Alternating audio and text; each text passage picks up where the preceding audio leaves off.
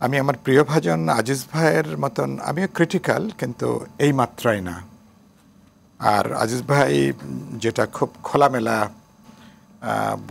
বলতে পারলেন, আমার দিক থেকে এখনও আমি অতখানি খোলামেলা বলার মতন পরিস্থিতি বা সাহস কোনোটাই হয়তো এখনো পর্যন্ত আপনার মন্ত্রী হওয়ার আশা অর্জন না আমার দায়বদ্ধতা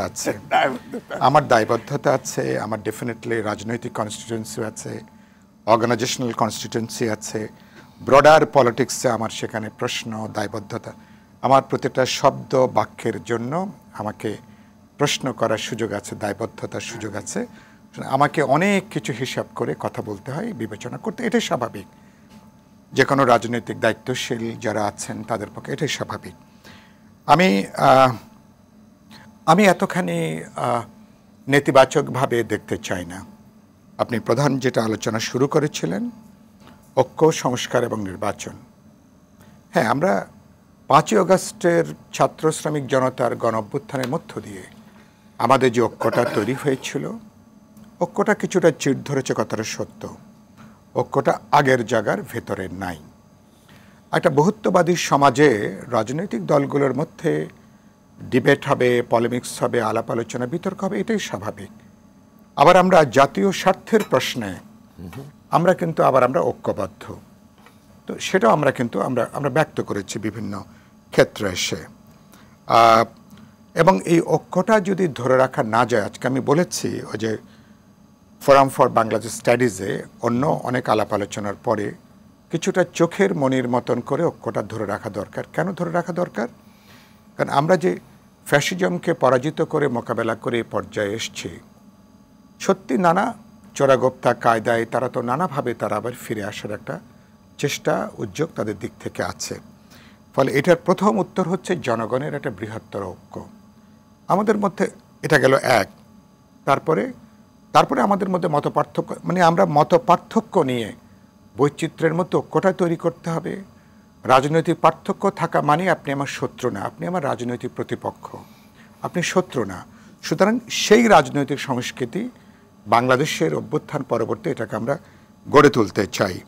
আর আমি মনে করি 5ই আগস্টের মধ্য দিয়ে বাংলাদেশ রাষ্ট্রের এক ধরনের রেজারেকশন হয়ে, তার এক ধরনের পুনরুত্থান হয়েছে। 72-এর আমাদের যে বোঝাপড়া, যে অ্যাগ্রিমেন্ট, সমঝোতা বলি, সেটা অনেকখানি আসলে ভেঙে পড়েছে। পরে আমরা আমাদের দীর্ঘ অভিজ্ঞতার মধ্য দিয়ে সংস্কারের যে কথাটা পরে বললেন, এটা তো 5ই আগস্টের পরের এজেন্ডা না। আমরা বিপ্লবী ওয়ার্কার্স পার্টি, গণতন্ত্র মঞ্চ অনেক আগে থেকে বলছি, বিএনপি সহ যারা আমরা দীর্ঘদিন যুগপথে আন্দোলনে ছিলাম, আমরা 31 দফা আমরা একটা পরিবর্তনের একটা এজেন্ডা হাজির করেছি। এবারকার এই আন্দোলনটা একমাত্র আন্দোলন যে আন্দোলন কেবলমাত্র একটা সরকার পরিবর্তন করতে চায়নি। আন্দোলন যে ব্যবস্থা একটা দলকে ফ্যাসিবাদী করে, একজন ব্যক্তিকে চূড়ান্ত কর্তৃত্ববাদী শাসকে পরিণত করে, সেই ব্যবস্থার আমরা একটা গুণগত পরিবর্তন চেয়েছি। এটা হচ্ছে গত আন্দোলনের সবচেয়ে গুরুত্বপূর্ণ জায়গা। আমাদের ছাত্র তরুণরা 5ই আগস্টের পরে তারা এজেন্ডাটা, তারা বলছেন পরিবর্তন চান, সমাজের নানা অংশ বলছেন তারাও সংস্কার করতে চান, এটাকে আমরা ওয়েলকাম করি। সুতরাং সংস্কারটা নতুন করে রাজনৈতিক দলগুলোকে সবক দেবার কোনো কিছু নাই। নতুন করে যারা জ্ঞান দিতে চান, আমি দেখলাম মাঝখানে খুব অসাধারণ বললেন নজরুল ইসলাম ভাই, বিএনপির স্ট্যান্ডিং কমিটির সদস্য, পুরনো একটা রেফারেন্স তিনি উল্লেখ করে, সেটা হচ্ছে যে পদগুণে বুদ্ধিমান, পতাকা গুণে শক্তিমান। তো পদ পাওয়ার পরে রাতারাতি আমাদের বন্ধুরা কিভাবে বুদ্ধিমান হয়ে যাচ্ছেন, কিভাবে আমাদেরকে জ্ঞান বিতরণ করছেন, এবং পতাকা পাওয়ার পরে তাদের চোখের ভাষা, দেহের ভাষা, কথা বলা, ভঙ্গিমা, সবার ক্ষেত্রে বলবো না, কারো কারো ক্ষেত্রে যে পরিবর্তন, তো বোঝা যায় যে ক্ষমতা কিভাবে মানুষকে বিচ্ছিন্ন করে, দম্ভ অহমিকা জাগিয়ে তোলে, কিভাবে অন্যদেরকে হিউমিলিয়েট করতে শেখায়। এটাও একেবারেই গত 4.5 মাসের অভিজ্ঞতা, এটা আমরা লক্ষ্য করেছি। তো এদের দ্বারা আমরা প্ররোচিত হচ্ছে না। আমরা সংস্কারের যে এজেন্ডা, ইয়েস, সবাই আমরা বলেছি, কোনো একটা দল কেউ বলেনি যে সংস্কার ছাড়া নির্বাচন করেন। এই প্রশ্ন যারা উত্থাপন করছেন তারা তারা উত্থাপন করছেন, তারা অপ্রয়োজনীয়, তারা একটা অভিযোগ চাপিয়ে দিচ্ছেন রাজনৈতিক দলগুলোর উপরে। প্রত্যেকে আমরা বলেছি অনেকগুলো ব্যাপারে আমাদের মধ্যে মতৈক্য আছে। গোটা নির্বাচনী ব্যবস্থা ধসে পড়েছে, গোটা প্রশাসন, ল এনফোর্সিং এজেন্সিজ, তার জবাবদিহিতার প্রশ্ন, তার পেশাদারি দায়িত্বের প্রশ্ন, এগুলো কার্যত শিথিল, অনেকখানি ভেঙে পড়েছে। সচিবালয়ের চেহারার দিকে তাকান, সচিবালয় দেখলে কি মনে হবে যে বাংলাদেশ রাষ্ট্রটা ভালো আছে? এর যে অভ্যন্তরীণ যে জায়গাটা, চেইন অফ কমান্ড বলতে বাস্তবে কিচ্ছু নাই, ভেঙে পড়েছে। যখন আগুন লাগার ঘটনা আপনি দেখতেই পাচ্ছেন, সবচেয়ে সুরক্ষিত জায়গা যখন এরকম জায়গায় দাঁড়িয়ে যাচ্ছে, আমি নাগরিক হিসাবে আমাকে তো উদ্বিগ্ন করে দেশটা যাচ্ছে কোথায়। কিন্তু আমরা সংস্কারের, সুতরাং প্রশ্নকে রাজনৈতিক দলগুলোকে অভিযুক্ত করবার কোনো সুযোগ নেই, কারণ আমরা ইতিমধ্যে ওই যে বল না, আমরা ব্যাপটিটাইজড, আমরা ইতিমধ্যে, এটা আমাদের পাবলিক কমিটমেন্ট। অন্তর্বর্তী সরকার যদি একটাও পদক্ষেপ না নেয়, রাজনৈতিক দলগুলো তারা প্রয়োজনে পরিবর্তন করবেন, রূপান্তর করবেন, সংস্কার করবেন, কারণ পুরনো জমানায় কেউ আমরা ফিরতে চাই না। কারণ এই বিদ্যমান ব্যবস্থা রেখে এটা অবাধ, নিরপেক্ষ, বিশ্বাসযোগ্য নির্বাচন পর্যন্ত করা সম্ভব না। একটা দায়বদ্ধ, জবাবদিহিমূলক যে প্রশাসন, আমি বলি সেটাও করা সম্ভব না। এই পরে আপনার কথাটা শুনছি। সুতরাং আমরা প্রয়োজনীয় এই রূপান্তর, যেসব প্রশ্ন ঐক্যমত আছে এসব ব্যাপারে আমরা সিদ্ধান্ত গ্রহণ করব। সেটার ভিত্তিতে অন্তর্বর্তী সরকার সংস্কারের ভিত্তিটা তারা তৈরি করবেন। বাকি প্রশ্ন কি করবেন, বাকি আমার সংবিধান পরিবর্তন থেকে শুরু করে দীর্ঘমেয়াদী, মধ্যমেয়াদে যেগুলো আছে, তারা একটা কনসেনসাস বিল্ড আপ করবেন among the political parties, among the important stakeholders. একটা বোঝাপড়া তৈরি করবেন। যেমন আজকে আমি বলেছি যে আগামী, যেমন ধরুন এই যে বিচারের প্রশ্ন, যে গুম খুনের বিচার বা আমাদের গণহত্যার বিচার যদি শেষ না হয়, রাজনৈতিক দলগুলোর এজেন্ডার মধ্যে এটা থাকবে। পরবর্তী যারা ইলেকশনে আসবেন, অনেকগুলো প্রশ্নের সাথে এগুলো আমাদের কমিটমেন্ট থাকবে। আমরা রাষ্ট্র সরকারের জন্য কোথায় কি, আমি একটু রিলেভেন্ট কোয়েশ্চন করি আপনাকে। এখন একটু বলুন।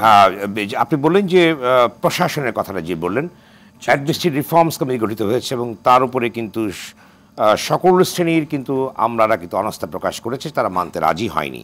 এবং যে সংস্কার প্রস্তাবগুলো আনা হচ্ছে তা নিয়েও ব্যাপক বিতর্ক আছে। সবাই তো ফ্যাসিস্টের অনুগামী নয়, অন্যান্য আছে।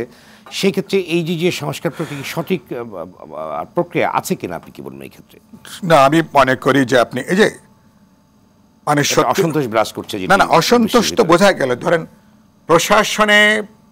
প্রশাসন ক্যাডার যারা, তারা মনে করেন তারা এখানে মাতব্বরি করবেন বাকিদের সবার উপরে। খুব সিম্পল কথা।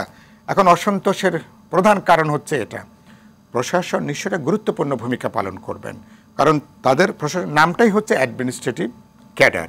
তার মানে প্রশাসনের তারা এটা আমাদের একটা ব্রিটিশ লিগ্যাসি বলেন, পাকিস্তানের 23 বছরের লিগ্যাসি বলেন, গত 54 বছরে এটা আমরা করে এসেছি। এখন এর একটা সংস্কার দরকার। কেন দরকার?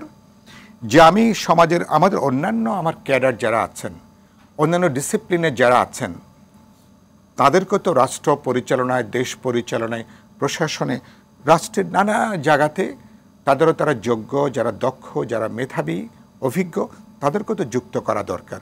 সুতরাং একটা 54 বছর পরে একটা ইন্ডিপেন্ডেন্ট একটা স্টেট, আমি আমার একটা আধুনিক একটা প্রশাসন, আমার একটা রাষ্ট্র ব্যবস্থা গড়ে তুলবার জন্য কী ধরনের প্রশাসনিক পুনর্বিন্যাস দরকার, এগুলো তো নিশ্চয়ই ভাবার প্রশ্ন আছে।